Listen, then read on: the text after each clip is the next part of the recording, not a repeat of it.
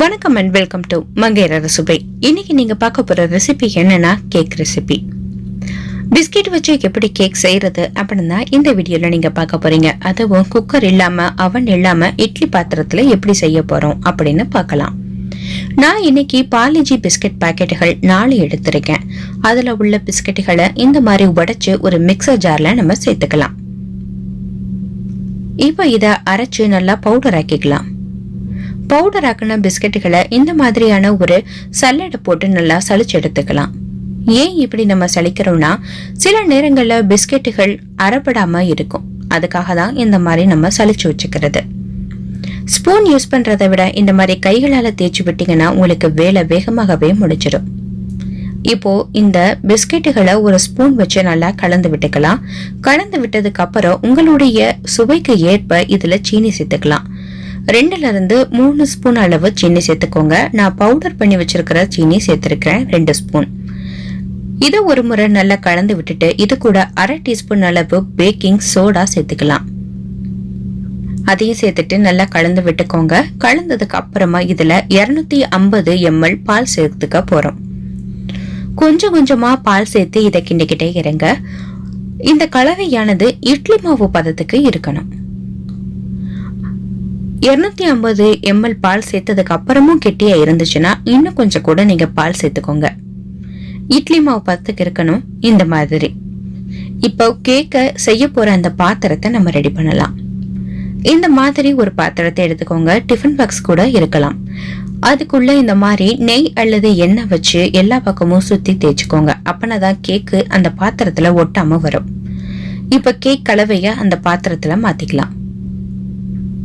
கலவைய அந்த பாத்திரத்துல மாத்தினதுக்கு அப்புறமா அந்த பாத்திரத்தை எல்லா பக்கமும் தட்டி விடுங்க.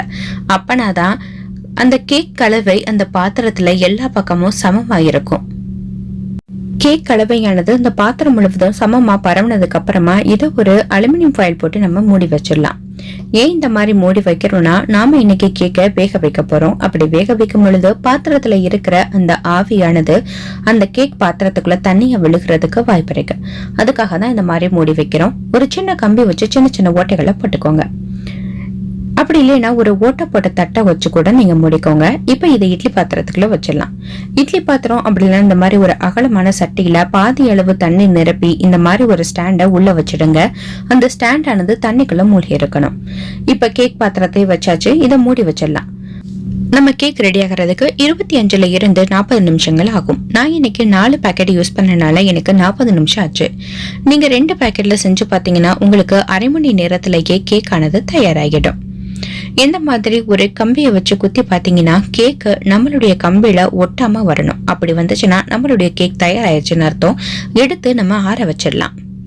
ஆறினதுக்கு அப்புறமா ஒரு கரண்டி அல்லது கத்திய வச்சு சுத்தி எடுத்து விடுங்க. எடுத்து விட்டுட்டு இப்போ ஒரு கையில மாத்தி பாத்தீங்கன்னா உங்களுக்கு அடியில ஒட்டாம நம்மளுடைய கேக் வரும். நான் மாத்தி காமிக்கிறேன் பாருங்க. அடியில ஒட்டாம எவ்வளவு அழகா வரும்னு பாருங்க.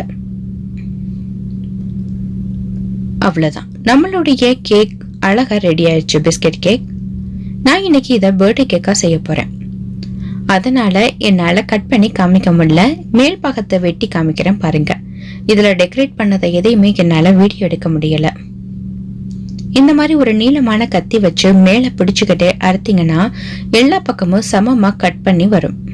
அவ்வளவுதான். எவ்வளவு சாஃப்டா ரெடியா இருக்குன்னு பாருங்க. சுகர் சிரப்பை வச்சு மேல இப்படி லைட்டா டச் பண்ணி விடுங்க. சுகர் சிரப்புங்கிறது தண்ணியில கொஞ்சமா சீனியை கரைச்சு வச்சிருக்கேன். இந்த மாதிரி சுகர் சிரப் சேர்த்ததுக்கு அப்புறமா பட்டர் கிரீம் அல்லது ஃப்ரெஷ் கிரீம் வச்சு இந்த மாதிரி நீங்க டெக்கரேட் பண்ணீங்கன்னா நம்மளுடைய பிறந்த நாள் கேக் ரெடி ஆயிடும். நீங்களும் உங்க வீட்டுல ட்ரை பண்ணி பார்த்துட்டு எப்படி இருந்துச்சுன்னு கமெண்ட்ஸ் எனக்கு போஸ்ட் பண்ணுங்க. இந்த வீடியோல ஏதும் குறைகள் இருந்தா அதுக்கு நீங்க கமெண்ட்ல சொல்லுங்க. இன்னொரு ரெசிபியுடன் உங்களை சந்திக்கும் வரை உங்களிடமிருந்து விடைபெறுவது நந்தினி பாலகிருஷ்ணன். மறக்காம என் சேனலை சப்ஸ்கிரைப் பண்ணிருங்க. நன்றி, வணக்கம்.